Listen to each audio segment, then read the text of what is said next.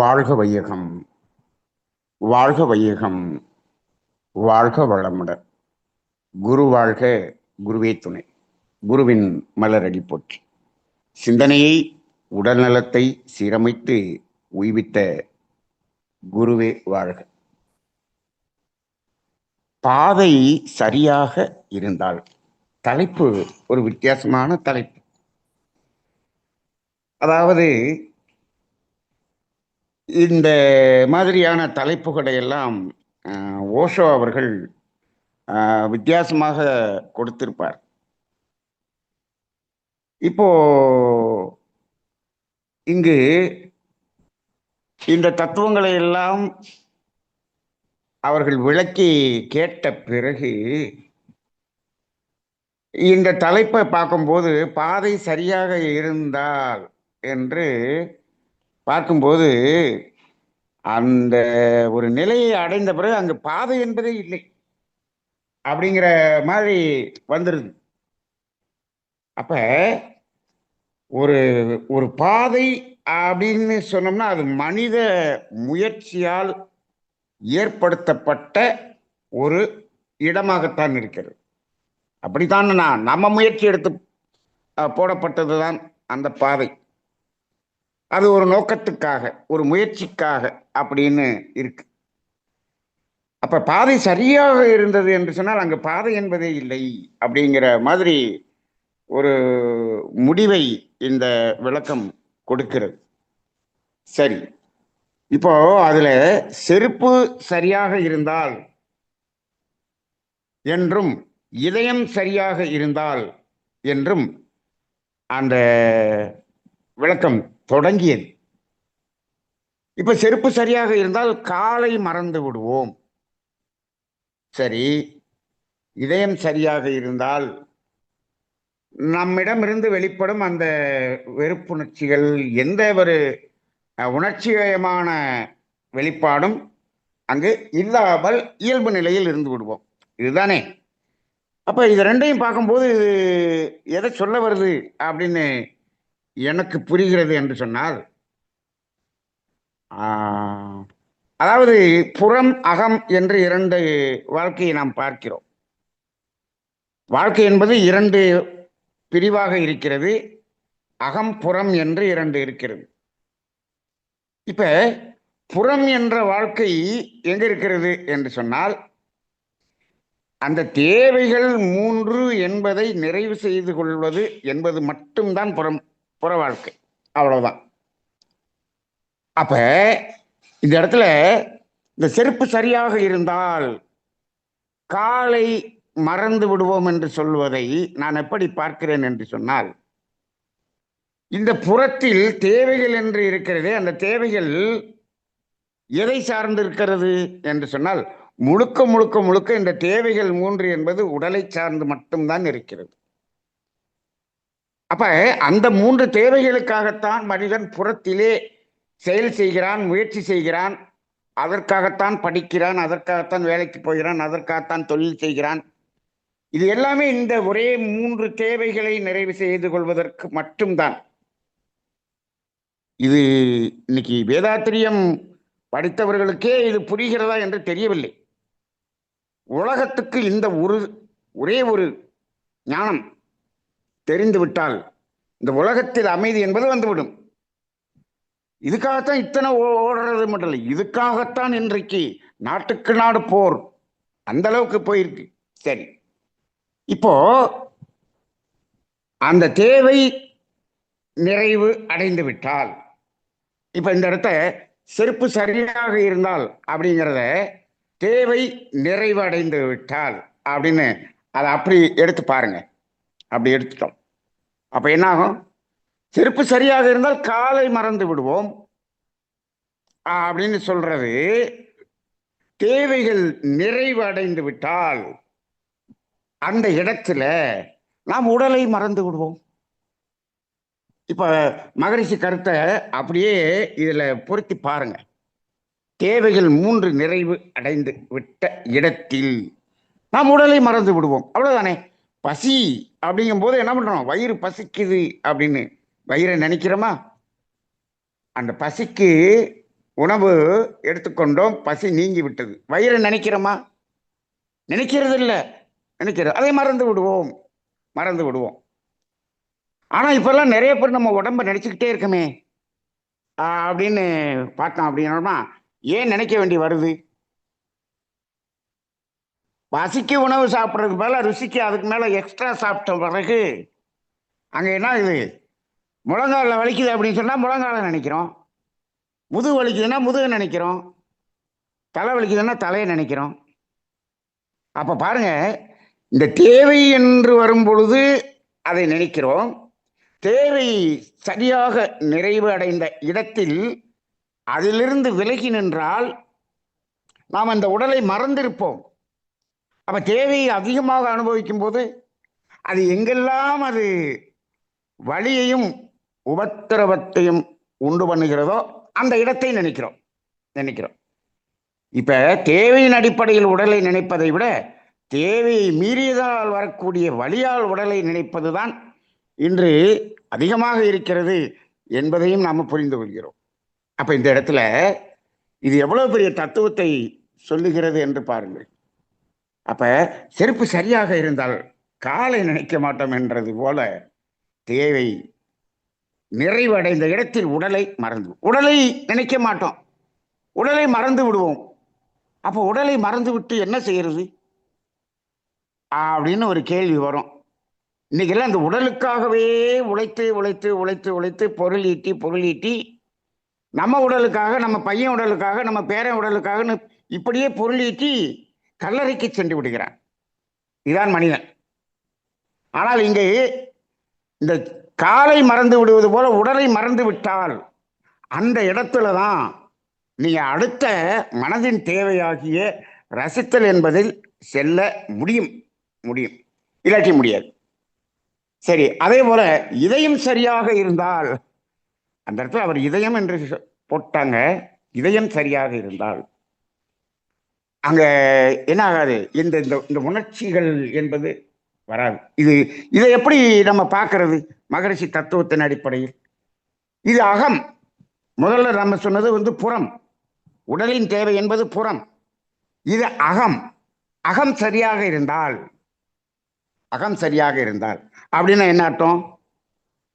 அப்ப அகத்திலிருந்து வெளிப்படக்கூடிய எண்ணங்கள், கெட்ட எண்ணங்கள், கெட்ட சொற்கள், கெட்ட செயல்கள் எல்லாமே எதை அடிப்படையாக இருக்கிறது? தேவையை மீறி நாம் செய்த அந்த அனுபவங்களின் பதிவு, அதுதானே அங்க அப்படி வெளிப்படுகிறது. அப்ப அங்க அந்த அகம் சரியாக இருந்தால் எந்த கெட்ட எண்ணங்களும் அங்க எழுச்சி பெறுவதற்கு வாய்ப்பு இல்லை. கெட்ட எண்ணங்கள் அல்ல, எண்ணங்களே எழுச்சி பெறுவதற்கான வாய்ப்பு இல்லை. அங்கதான் அமைதி அப்படிங்கிறது வரும். அப்ப இந்த அகம் புறம் இந்த ரெண்டையும் இவங்க அந்த ஆரம்பத்தில் சொன்ன அந்த 2 உதாரணங்கள் அப்படிங்கிறதுலையே நாம் வேதாத்திரியத்தை நம்ம அதுக்குள்ள இணைத்து பார்க்க முடிகிறது. இதை ஏன் நான் முதல்ல சொல்ல வந்தேன்னா, அவங்க சொல்ல வரும்போது வேதாத்திரி மகரிஷி தத்துவம் என்பதும் ஓஷோ ஒரு தத்துவமாக சொன்னாலும் அதற்குள்ளாகவும் வேதாத்திரிய தத்துவம் இருக்கிறது என்று அவர்கள் அதை சொல்லிவிட்டு தொடங்கினார்கள் அல்லவா? அதற்காகத்தான் நான் இதை இங்கு வெளிப்படுத்த விரும்புகிறேன். என்னன்னு கேட்டா, நீ எந்த மகானுடைய தத்துவத்தை எடுத்தாலும் அதை வேதாத்திரியத்தின் தத்துவத்தோடு பொருத்தி பார்த்தால் அது சரியாக பொருந்தும். அப்ப வேதாத்திரிய தத்துவம் என்பது எல்லா தத்துவத்துக்கும் பொருந்தக்கூடியதாக இருக்கிறது. ஆனா எல்லா உண்மை தத்துவத்துக்கும் பொருந்தக்கூடியதாக இருக்கிறது. வேதாத்திரியத்துக்கு ஒரு தத்துவம் பொருந்தவில்லை என்று சொன்னால் அந்த தத்துவம் உண்மை அல்ல என்பதை நாம் புரிந்து கொள்ளலாம். அவ்வளவுதான். அந்த அளவுக்கு மகரிஷி ஒரு நடுநிலையான, ஒரு பொதுப்படையான ஒரு தத்துவத்தை இங்க கொடுத்திருக்காரு அப்படிங்கிறத முதலில் நான் சொல்லிக்கொண்டு, அதன் பிறகுதான் இவங்க அந்த சப்ஜெக்டுக்கே வந்தாங்க. நிறைய விஷயத்த சொன்னாங்க, நிறைய அற்புதமான விஷயம். இந்த தத்துவங்களை அவர்கள் புரிந்து அதை வெளிப்படுத்திய விதம் மிக மிக அருமை. கமலவாணி அம்மா இதுவரைக்கும் பல தலைப்புகளில் பேசியிருக்கிறாங்க. அந்த பேசியிருக்கிறதுலே இன்றைக்கு பிரசன்டேஷன் வந்து மிக மிக அற்புதமாக இருந்தது. ஆக இப்போ அதன் பிறகு அவர்கள் சொன்ன ஒவ்வொரு தத்துவங்களையும் பார்த்தோம் என்று சொன்னால், அதை நாம் எடுத்து பேசினோம் என்று சொன்னால், ஒவ்வொன்றுக்கும் ஒவ்வொரு ஒரு மணி நேரம் நம்ம அதை விரிவாக சிந்திக்கக்கூடிய அளவுக்கான தத்துவங்கள் அதற்குள்ளாக இருக்கிறது என்பதை நான் உணர்கிறேன். முதல்ல என்ன சொன்னாங்க? செயல் என்பதே தேவையில்லை, முயற்சி என்பதே தேவையில்லை, நாம் நம்மை இழந்து விட வேண்டும் அப்படிங்கிற மாதிரி அந்த தத்துவம். முயற்சி என்பதே தேவையில்லை அப்படின்னு அந்த இடத்துல. இதை சமுதாயம் ஏற்றுக்கொள்ளுமா என்று கேட்டால் சமுதாயம் ஏற்றுக்கொள்ளாது. ஏன்? அது புறம் மட்டும்தான் வாழ்க்கை என்று இருக்கிறது. நீங்க எப்பொழுது புறம் என்று வருகிறீர்களோ அங்கு முயற்சி வேண்டும். இப்ப ஒரு மனிதனுடைய வாழ்க்கையில் முயற்சி என்பது எதற்கு வேண்டும் என்று சொன்னால், வேதாத்திரியம் அற்புதமாக சொல்லுகிறது. என்ன சொல்லுகிறது? தேவைகள் 3 என்பதை நிறைவு செய்து கொள்வதற்குத்தான் முயற்சி என்பது வேண்டும். அவ்வளவுதானே, முடிஞ்சிருச்சு. அப்ப தேவை நிறைவேறின பிறகு முயற்சியற்று இருக்க வேண்டும். இதைத்தான் வேதாத்திரியம் சொல்லுகிறது. இது வந்து ஓசோ சொல்லணும், முல்லா நசுருதீன் சொல்லணும் அப்படின்னு இல்லை. அவங்க சொல்லியிருக்காங்க. மகரிஷி அதுல இருந்து என்ன வேறுபடுகிறார்? அவர் இதைத்தான் சொல்றாரு. இதுக்கு மட்டும்தான் முயற்சி. அதுக்கு மேல என்ன? அதுக்கு மேல விடுவதற்குத்தான் முயற்சி. இப்ப நம்ம எல்லாமே எதையும் பெறுவதற்கு முயற்சி இல்லை, நாம் விடுவதற்கு முயற்சி செய்ய வேண்டி இருக்கிறது. அதற்கு காரணம் என்ன என்று சொன்னால், இதை அதிகமாக எடுத்து அதை நாம் என்ன பண்ணுவோம், கர்ம வினையாக பதிவாக வச்சிருக்கிறதுனால அதை அழிப்பதற்கு, அதை விடுவதற்கு முயற்சி செய்ய வேண்டியது இருக்கிறது. அப்ப நாம் தேவை அளவில் நாம் பூர்த்தி செய்து இருந்திருந்தால் இந்த விடுவதற்கான முயற்சி என்பது நமக்கு தேவையே இல்லை. அப்ப இது நாம உருவாக்கி கொண்ட ஒரு சுமை. அந்த சுமையை இறக்கி வைப்பதற்கு ஒரு முயற்சி அப்படிங்கிறதான் இன்னைக்கு வேதாத்திரியத்துல சொல்லப்பட்டிருக்கிறது. ஆனால் இங்கு முயற்சி என்பதே வேண்டாம் அப்படின்னு அவங்க சொல்றாங்கன்னா, நீங்க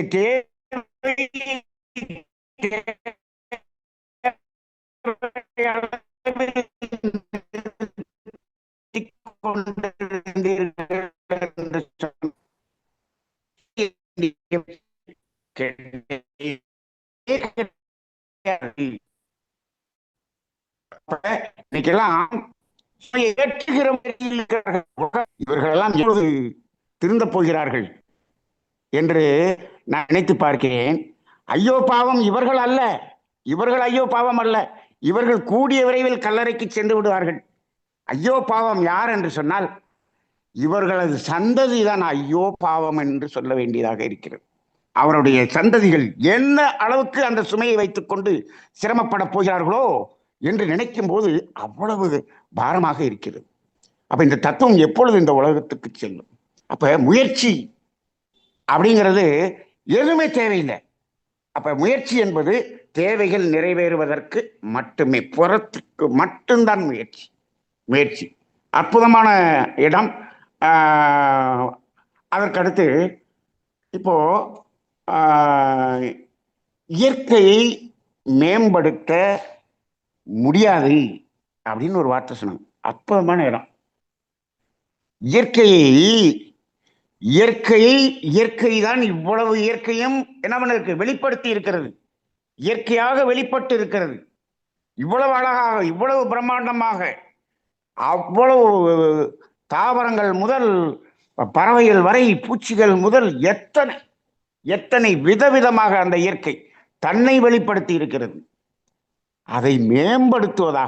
எதற்கு மேம்படுத்த வேண்டும்? இவ்வளவு வெளிப்பட்டதை அது மேம்படுத்த வேண்டும் என்று சொன்னால் அது இன்னும் மேம்படுத்தும். இப்ப என்ன கேள்வினா, மனிதன் இதை மேம்படுத்துகிறேன் என்று ஒரு முயற்சி.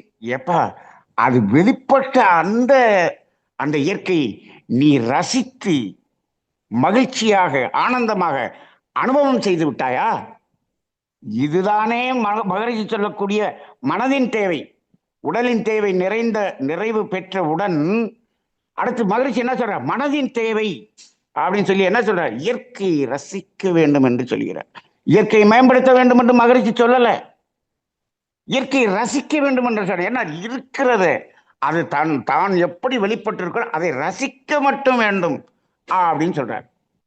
ஆனால் மனிதன் அதை மேம்படுத்துகிறேன் என்று என்ன பண்றான், விஞ்ஞானம் என்று விஞ்ஞான வளர்ச்சி, அதை மேம்படுத்துகிறேன் என்ற முயற்சியில் ஈடுபடுபவர்கள் விஞ்ஞானிகள். மேம்படுத்துகிறேன். ஆனால் மனிதன் இந்த இயற்கையை மேம்படுத்தினான் என்று சொன்னால் அது மேம்பாடு அடைவதில்லை, அது அழிந்து போய்விடுகிறது என்பதுதான் உண்மை. இதை தெரிந்து கொள்வதற்கு இன்னும் எத்தனை காலம் ஆகுமோ என்பது தெரியவில்லை. சரி, இப்போ இந்த இயற்கையின் உச்சகட்ட நிலை என்பதுதான் இந்த பாலுணர்வு என்று ஒரு இடத்துல சொன்னாங்க. ரொம்ப ரொம்ப ரொம்ப ரொம்ப ரொம்ப சிந்திக்க வேண்டியிருக்கு. அதை பற்றி நான் இப்பொழுது அதிகமாக பேசவில்லை. ஏனென்று சொன்னால் இந்த ஒரு வரி இயற்கையின் உச்சநிலை பாலுணர்வு, இதை நான் பேச வேண்டும் என்று சொன்னால் அது ஒரு 2 பாகங்களாக ஒரு 2 மணி நேரம் பேச வேண்டியிருக்கிறது. அதனால இது ஒரு அற்புதமான ஒரு இடம். மலர்கிறது, இப்போ பறவைகள் பாடுகிறது, இது எல்லாத்துலேயுமே அந்த உணர்வு இருக்கிறது அப்படின்னு அந்த இடத்துல சொல்லப்பட்டிருக்கிறது.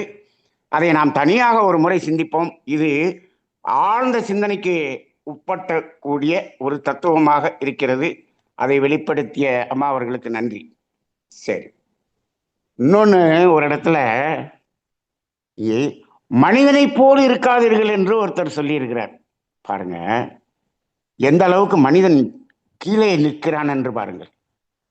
அந்த 5 அறிவு விலங்கினங்கள் வரை எத்தனையோ பூச்சிகள் பறவைகள் அத்தனையும் இருக்கு, அது எதையுமே சொல்லலை.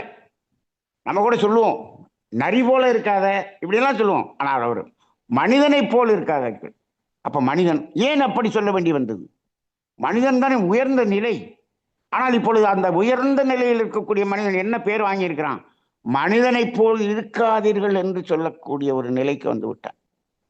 இதை நமது வள்ளலார் வாழ்ந்த காலத்திலேயே என்ன ஆச்சு, ஆக அங்க மனிதனை தேடிக்கொண்டிருக்கக்கூடிய ஒரு மகான் இருந்தார். இது ஏன் இவங்க இதை சொல்றாங்கன்னா மனிதன் மனிதனாக இல்லை. அப்ப அதனாலதான் மனிதனை போல் இருக்காதீர்கள் என்று சொன்னால் இந்த மனித உருவத்தில் இருப்பவர்களைப் போல இருக்காதீர்கள் என்று அதை நாம் எடுத்துக்கொள்ள வேண்டும். மனிதன் மனிதனாக இருந்தால் அவன் மகனாகி விடுவான் என்ற ஒரு நிலை. அதே போல இந்த 100 கால் பூச்சி இப்போ அது இயல்பாக போய்கிட்டு இருந்ததை அதை போய் நம்ம டிஸ்டர்ப் பண்ணி அதுக்கு அந்த கதையை சொன்னாங்க இல்லையா. இப்ப அது மாதிரி நாம ஏதாவது செய்யறோமா அப்படின்னு கேட்டா என்ன செய்கிறோம் என்று சொன்னால், பிறந்து குழந்தை இயல்பாக அந்த இயற்கையோடு இசைந்து வளர்ந்து கொண்டிருக்கிறது. இந்த 100 கால் பூச்சிகிட்ட போய் நான் அதை பற்றி எதையாவது பேசி அதுக்கு நான் அதை மோட்டிவேட் பண்றேங்கிற மாதிரி என்னத்தையாவது சொல்லி அதை ஸ்டக்கப் பண்ண மாதிரி இந்த குழந்தைகளை நாம் என்ன பண்றோம், நீ இப்படியெல்லாம் இருந்தால் தான் நீ வாழ்க்கையில பிழைக்க முடியும், நீ அப்படி படிக்கணும் இப்படி படிக்கணும், அப்படி ஆகணும் இப்படி ஆகணும், அவரை பாரு இவரை பாரு இப்படின்னு சொல்லி அந்த குழந்தைகளை கெடுக்கிறோம் பாருங்க. இதான் அந்த பூச்சியை டிஸ்டர்ப் பண்ற மாதிரி இந்த குழந்தைகளை எல்லாம் கெடுத்து விடுகிறோம். அதனுடைய இயல்புத்தன்மையிலிருந்து மாற்றி விடுகிறது. என்ன பண்ணிட்டோம், இன்னைக்கு எல்லா மனுஷனும் எப்படி கஷ்டப்படுறானோ அந்த மாதிரி அந்த குழந்தை கஷ்டப்படணும் அப்படின்னு அந்த குழந்தை கொஞ்சம் வளர்ந்த உடனே அதை கெடுத்து விடுகிறோம். ஓசோ சொல்றாரு, இந்த குழந்தைகளை இயற்கையிலிருந்து இயல்பிலிருந்து இறைத்தன்மையிலிருந்து கெடுத்தது முதலில் யார் என்று சொன்னால் தாயும் தந்தையும் என்று சொல்லுகிறார். அதன் பிறகு அவர் ஒன்றும் சொல்லலை, அதன் பிறகு ஆசிரியர்கள், அதன் பிறகு சமுதாயம் என்று சொல்லலாம். அப்ப அது இயல்புல இருந்து நம்ம அதை என்ன பண்ணிட்டோம், டிஸ்டர்ப் பண்ணி விட்டுறோம் அப்படிங்கிறதையும் நாம இந்த இடத்துல புரிந்து கொள்ள வேண்டியதாக இருக்கிறது.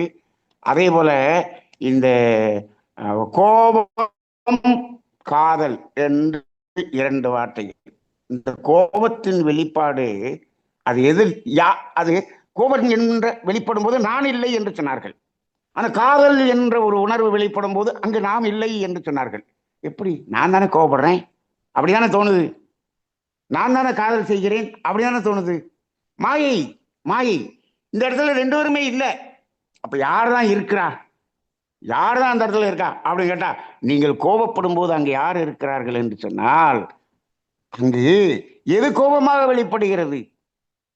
ஏற்கனவே இருந்த அந்த பதிவு. பதிவு. அப்ப அந்த இடத்துல நீங்க கோபப்படல, உங்களுடைய பதிவு. நம்ம சொல்லுவோம் இல்லையா, எங்க பரம்பரையே கோபக்கார பரம்பரை. அப்ப அங்க யாரு? நான் இல்லை, அங்க இருந்த அந்த பதிவு தான் அப்படி படுகிறது. அப்ப நாம மூதாதையர் கோபப்படும் போது, உணர்ச்சி வயப்படும் போது, நம்ம மூதாதையருடைய அனுபவம் அதுதான் வெளிப்படுகிறது, வெளிப்படுகிறது. அப்ப காதல் என்று சொல்லும் போது அங்கேயும் நான் இல்லைன்னு சொல்றோமே, அப்ப அங்க யாரு?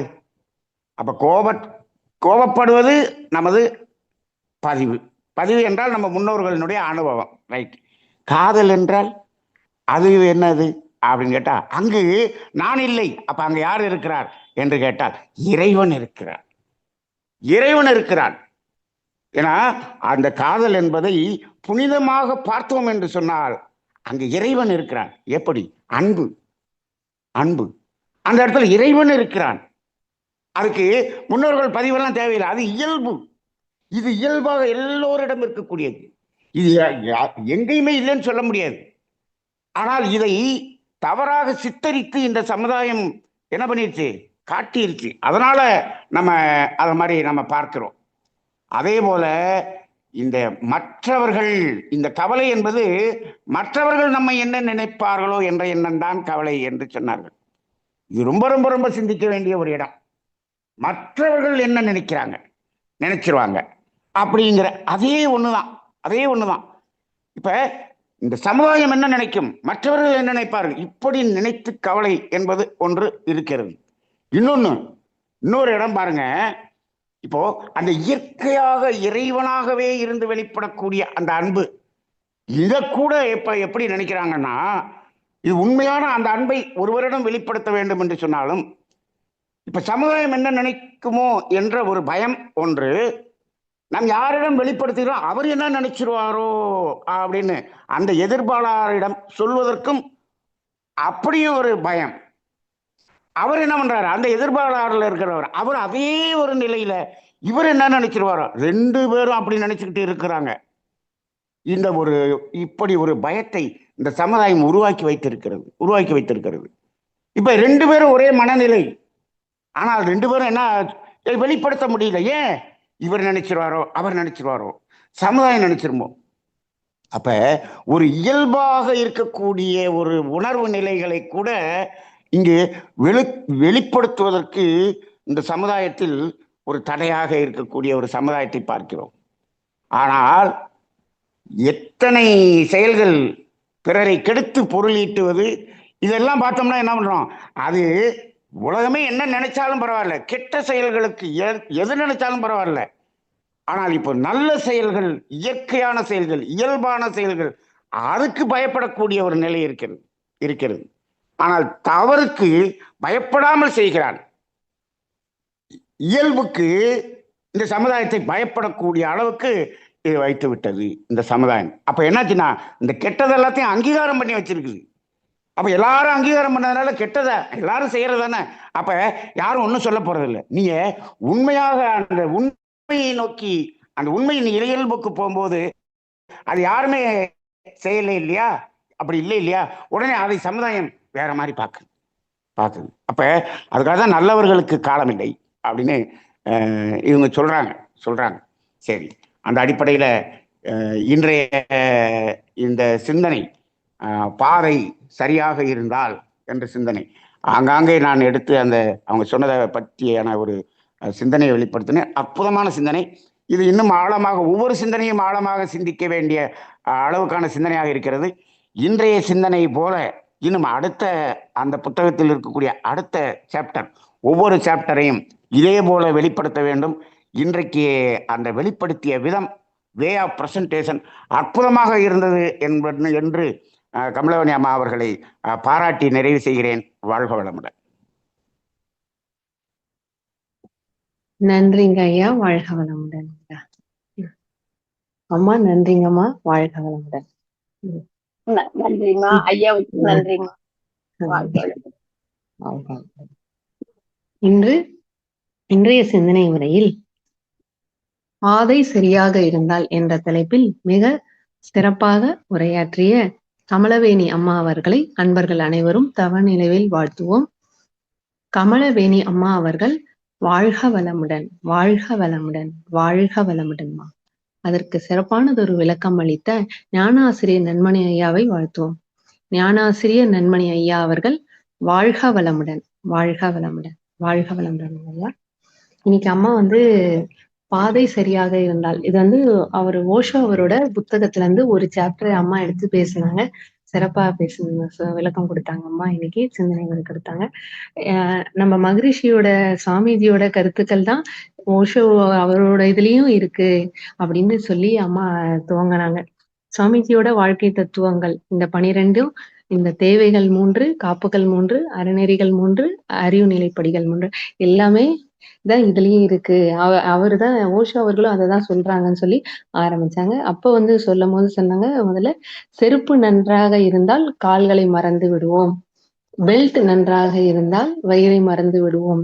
இதயம் நன்றாக இருந்தால் நேர் எதிர் உணர்ச்சிகளை மறந்து விடுவோம் அப்படின்னு சொல்லி அது சொல்லி துவங்கினாங்க. அஹ் இயேசு புத்தரும் அவங்களும் இதை செய் அதை செய்ன்னு சொல்லி அவங்க சொன்னாங்க. ஆனா இதுல வந்து எதுவுமே செய்ய வேண்டாம் அப்படின்னு சொல்லி அம்மா இதுல சொன்னாங்க. அவர் வந்து எல்லாத்தையும் விட சொல்றாரு எல்லாமே. இந்த திடமின்மை இதான் வேணும் அப்படின்னு சொல்றாங்க. எதுக்குமே முயற்சி வேண்டாம் அப்படின்னு சொல்றாங்க. முயற்சியிலிருந்து நம்ம வந்து நம்ம இழக்கணும் அப்படின்னு சொல்லி சொல்றாங்க. நம்ம வந்து முயற்சியில இருந்து தான் நம்மளோட ஆன்மீக பாதை தொடங்கினாலும் கடைசியில அந்த முயற்சியை வந்து நம்ம கைவிட வேண்டும் அப்படின்னு சொல்லி சொன்னாங்க. அம்மா வந்து இந்த தாவோன்னு இயற்கையின் உச்சகட்டம் அப்படின்ற ஒரு தத்துவத்தை சொன்னாங்க. குழந்தை பிறக்கும் போது நல்லா குழந்தை பிறக்குது. அது வளரும் போது அது பிறக்கும் போது இயற்கையின் உச்சகட்டத்துல தான் இருக்கு. ஆனா அது வளர வளர அந்த குழந்தை வந்து உயிருடன் இருக்கு. ஆனா அதுக்கு உயிர்ப்பு இல்லை அப்படின்னு சொல்லி அம்மா சொல்லி இது பண்ணாங்க. அதற்கு காரணம் அந்த நம்ம தான் அப்படின்றத ஐயா பின்னாடி குறிப்பிட்டாங்க. அந்த இதுல. அடுத்தது அம்மா பாலுணர்வு. அத பத்தி சொல்லி இது பண்ணாங்க. இந்த பாலுணர்வு சக்தி இந்த பூக்கள் மலர்றது, இந்த பறவைகள் பாடல் எல்லாமே இந்த பாலுணர்வின் சக்தி அப்படின்னு சொல்லி சொன்னாங்க. இருப்பதிலே ஒழுக்கக்கேடு என்பது ஆரோக்கியமானதுன்னு அப்படின்னு ஒரு இது ஓஷோ அவர்கள் எல்லாமே கொஞ்சம் சிலது அவருடைய கருத்துக்கள் கொஞ்சம் வித்தியாசமான கருத்துக்களா கொடுப்பாரு அப்படின்றது. உயிர்ப்புடன் இருக்கும்போது தான் நீங்க வந்து எப்பவுமே நீங்க வந்து அ அ இருக்க மாட்டீங்க அப்படின்னு அது ஒரு இதுவா சொல்றாங்க.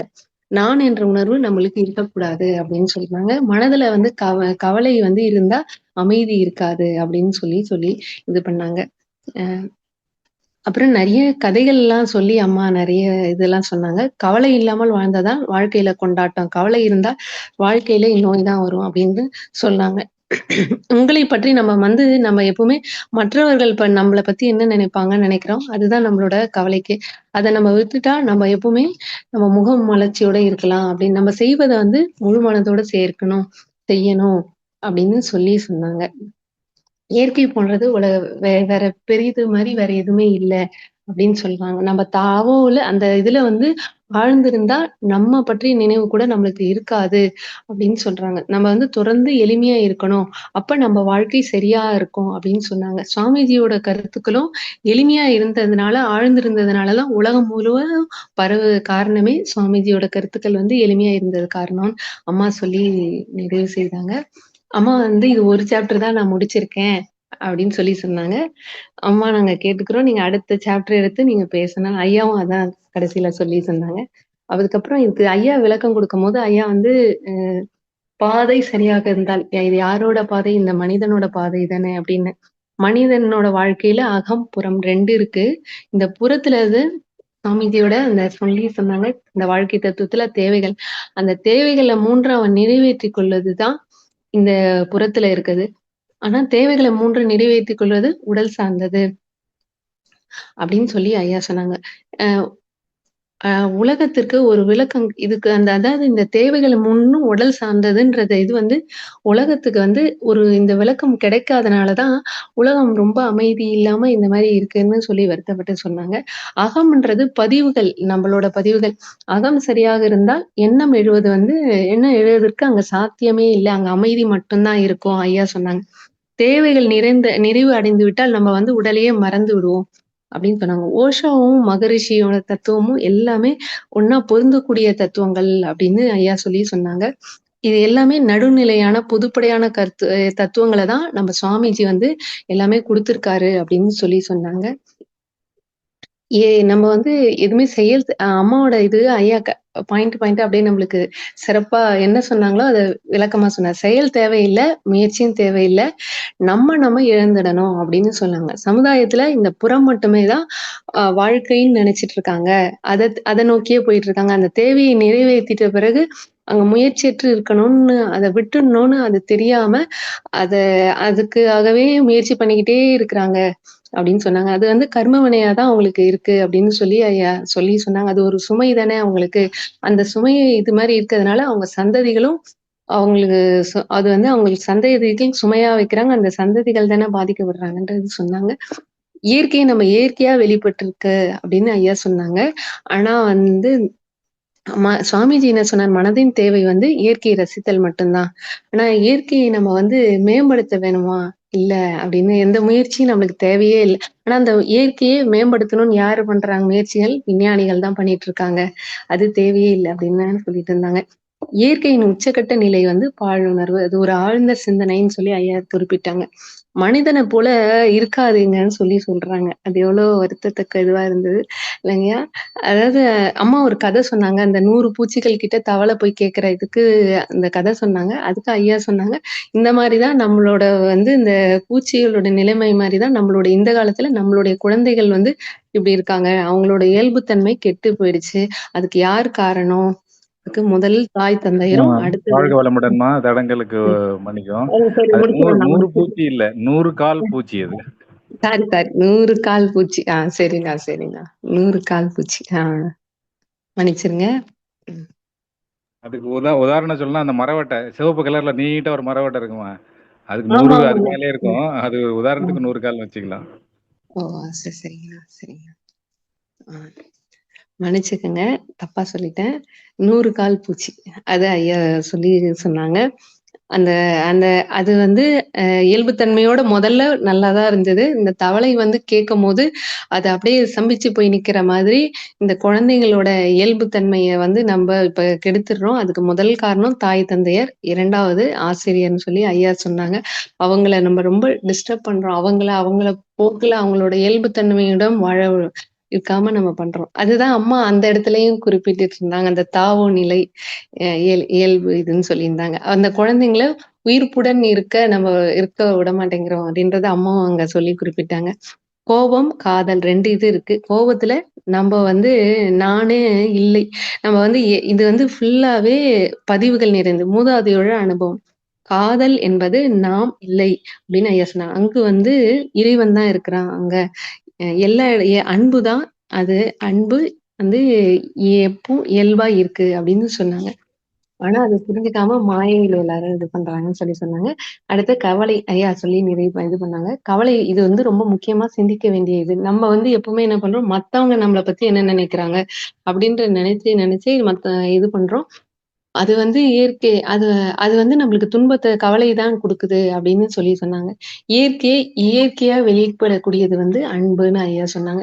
இயல்பாக இருக்கக்கூடிய நிலையில வந்து வெளிப்படுத்த முடியாம நம்ம இது மாரி இது பண்றோம் அப்படின்னு சொன்னாங்க.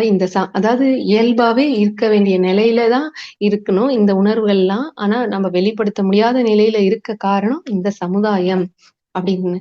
அந்த இயல்பா இருக்கிறதுக்கே நம்ம பயப்படுறோம் அப்படின்னு சொல்லி ஐயா சொன்னாங்க, குறிப்பிட்டாங்க. நல்லவர்களுக்கே காலம் இல்ல. இததான் சொல்லுவாங்கன்னு சொல்லி நிறைவு செய்தாங்க. ஐயாவும் கடைசியில சொன்னாங்க, அம்மா இந்த அற்புதமா இருந்தது. அடுத்த சாப்டர் எடுத்து பேசணும்னு ஐயாவும் அத சொல்லி நிறைவு செய்தாங்க. நன்றிங்கய்யா. வாழ்க வளமுடன். ஐயா கேள்வி பதில் நிகழ்ச்சி வச்சுக்கலாங்களையா? இதுமா நிறைவு செய்யலாம். சரிங்க. சிந்திக்கட்டும் மக்கள். வாழ்க வளமுடன். வாழ்க வளமுடன். நன்றிங்க, நன்றிங்க. இதுல ஏகப்பட்ட மேட்டர் இருக்குமா. இதுல 1, 2 மேட்டர்ல அவங்க 2, 3 முறை கேட்டுட்டு இன்னொரு நாள் கூட கேள்வி பதிலே கூட வச்சுக்கலாம். அதுல அது ஒரு தனி செக்ஷனா இருக்கட்டும். வாழ்க வளமுடன். சரிங்க, சரிங்க. சிறப்பு, சிறப்புங்க. ஐயா வாழ்க வளமுடன் ஐயா. வாழ்க வளமுடன்.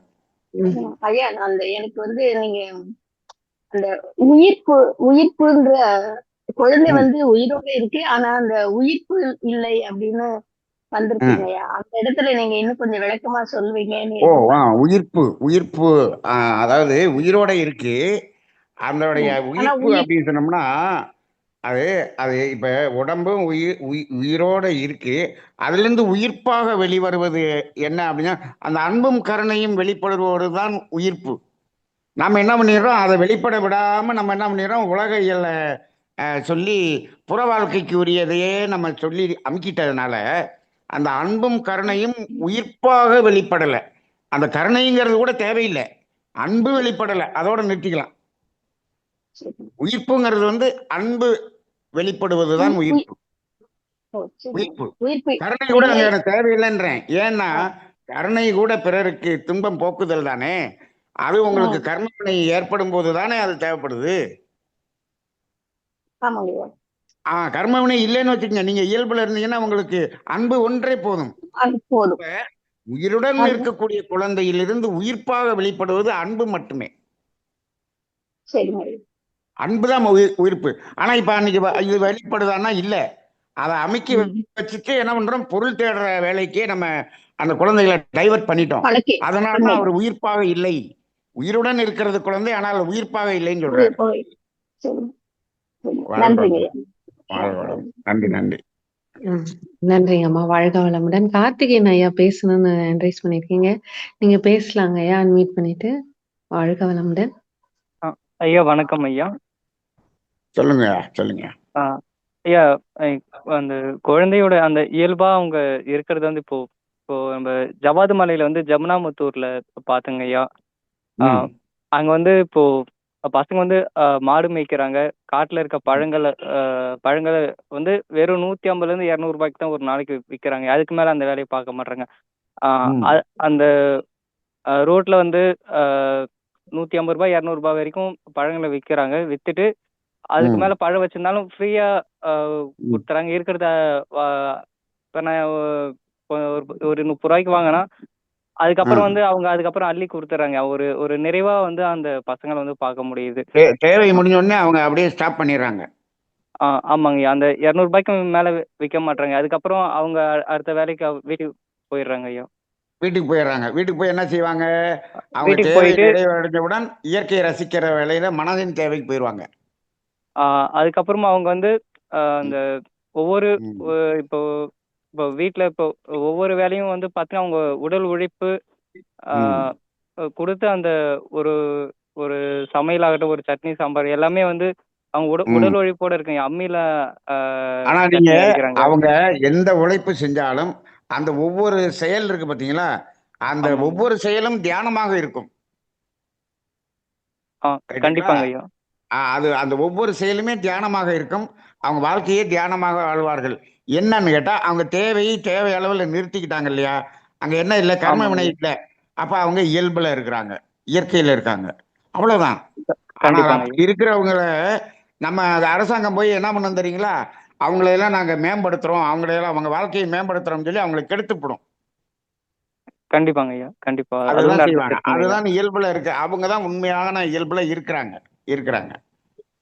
வாழ்க வளமுடன். வாழ்க வளமுடன்.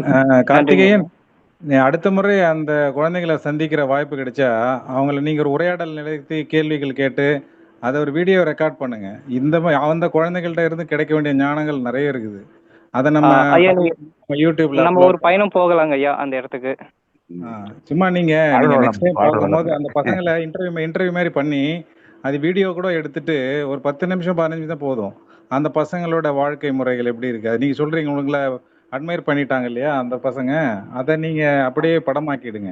நம்ம முயற்சிருந்தா டைம் இருந்தா நம்ம கூட அதுக்கு போகலாம் ஒரு முறை. வாழ்க்கை நானும் இதே மாதிரி ஒரு இடத்துக்கு போய் இந்த அரக்கு வேலின்னு ஒரு விசாகப்பட்டினத்துக்கு மேல அங்க ஒரு மக்களுடைய வாழ்க்கை முறையை பார்த்தேன். அவங்க அதே மாதிரி தான் வாழ்ந்து கொண்டு இருக்கிறார்கள். ஆனால் அங்க எதுவுமே இல்லை. அங்கே யாருமே போக முடியாது. அப்படி வச்சிருக்கிறதுனால அவங்க அந்த இயல்பில் வாழ்ந்துக்கிட்டு இருக்காங்க. அது அது அது அந்த மனிதனுடைய அவங்க இயல்பு. அவங்கள்ட்ட வசதிகள் இல்லை, ஆனால் மனதில் வந்து தேவை நிறைவேறின உடனே அவங்க அந்த இயற்கையோட இயற்கையாக அப்படியே அவங்க ஒரு மகிழ்ச்சியாக ஆனந்தமாக வாழக்கூடிய ஒரு வாழ்க்கையை வாழ்ந்து கொண்டு இருக்கிறாங்க. வாழ்க வளமுடன். ஐயா நன்றி. இப்போ அவங்க வந்து இப்போ ஒருவேளை சமைக்கணும்னா கூட இங்க வந்து எல்லாத்தையும் ஹோட்டல்ல வாங்கிடுறாங்க, உடனே பண்ணிடுறாங்க. ஆனா அவங்க ஒருவேளை சமைக்கிறதுக்கும் விறகுல இருந்து அடுப்புல இருந்து அவங்க எவ்வளவு அந்த உழைப்பு வந்து எல்லாத்தையும் நேர்ல பார்த்தவங்க ஐயா. வாழ்க வளமுடன். அவ்வளவு அவ்வளவு உழைப்பும் வந்து இன்னைக்கு நம்ம இல்லாம இருக்கோங்க ஐயா. நன்றி நன்றி நன்றி. வாழ்க வளமுடன். ஐயா, நீங்கள் நன்றி ஐயா. தினந்தோறும் கூறும் வாழ்வியல் முறையை அந்த குழந்தைகள் அந்த அந்த சமுதாயம் ஃபாலோ பண்றது நினைக்கும் போது கண்டிப்பா நம்ம போய் பார்க்கணும். கார்த்திகேயன் பாப்பான ஒரு கண்டிப்பா அவங்க வந்துங்க ஐயா அதாவது இப்போ நமது நமது தத்துவமும் அகத்தாய்வும் தேவைப்படாத மனிதர்கள் என்பவர்களும் இந்த உலகத்தில் இருக்கிறார்கள் என்பது தெரிகிறது. நிச்சயமா இருக்காங்கய்யா. அவங்க எப்படின்னாங்க ஐயா, இப்போ பூ வேணாலும் தோட்டத்துல பறிச்சுப்பாங்க, காய்கறி வேணாலும் தோட்டத்துல பறிச்சுப்பாங்க, பழங்கள் வேணாலும் தோட்டத்துல பறிச்சுப்பாங்க. ஆனா எல்லாமே நம்ம கடையில வாங்கிட்டு இருக்கோம். அந்த மாதிரி இருக்குங்க ஐயா. ரைட். அது அது அதுக்கு அந்த அந்த வாழ்க்கை இப்ப நம்ம சமுதாயமாக வந்துட்டோம். இப்ப நம்ம இங்க இருந்து அதை நோக்கி போகணும் அப்படின்னு சொன்னோம்னா படிப்படியா தான் போக முடியும். முதல்ல நம்ம கொஞ்சம் கொஞ்சமா அதுல இருந்து விடுதல் அப்படிங்கிறது தான் வர முடியும். இங்க இருந்து அப்படியே நீங்க அதுக்கு மாறுங்கன்னு சொன்னோம்னா நம்மளால மாற முடியாது. நம்ம எல்லாரும் டூரிஸ்ட் போய் அவங்கள வேடிக்கை பார்க்கறது தான் பார்ப்பாங்களே தவிர அந்த நிலைக்கு நம்மளால மாற முடியாது. அப்ப நாம இருக்கிற நிலையிலிருந்து எவ்வளவு எளிமை எளிமை சுலபம் அம்மா சொல்லும்போது சொன்னாங்க, சுலபமாக எளிமையான வாழ்க்கை. அது முடிந்த அளவுக்கு அப்படியே கொஞ்சம் குறைச்சிக்கிட்டே வருவோம். அப்புறம்தான் அந்த நிலைக்கு போக முடியும். அதை நம்ம நீங்க இன்னைக்கு இப்போ பார்த்துட்டீங்க. ஆனால் அது நமக்கு உடனடியாக சாத்தியமில்லை என்பதையும் நம்ம புரிந்து கொள்வோம். வாழ்க வளமுடன். நன்றி நன்றிங்க ஐயா. நன்றிங்க நன்றிங்க ஐயா. வாழ்க வளமுடன். சிறப்புங்க. அந்த குழந்தைகள் உயிர்ப்புடன் இருக்கிறார்கள், வாழ்கிறார்கள் அப்படி சொல்லாங்க ஐயா. ஆமா, நிச்சயமா நிச்சயமா நிச்சயமா. வாழ்க வளமுடன். வாழ்க நிறைவு வளமுடன். செய்யலாமா? சரிங்க சரிங்க. நன்றிங்கண்ணா. வாழ்க வளமுடன். அன்பர்கள் கேட்ட கேள்விகளுக்கு சிறப்பாக விளக்கம் அளித்த ஐயா அவர்களை மீண்டும் ஒரு முறை வாழ்த்துவோம். ஞான ஆசிரியர் நன்மணி ஐயா அவர்கள் வாழ்க வளமுடன். வாழ்க வளமுடன். வாழ்க வளமுடன்.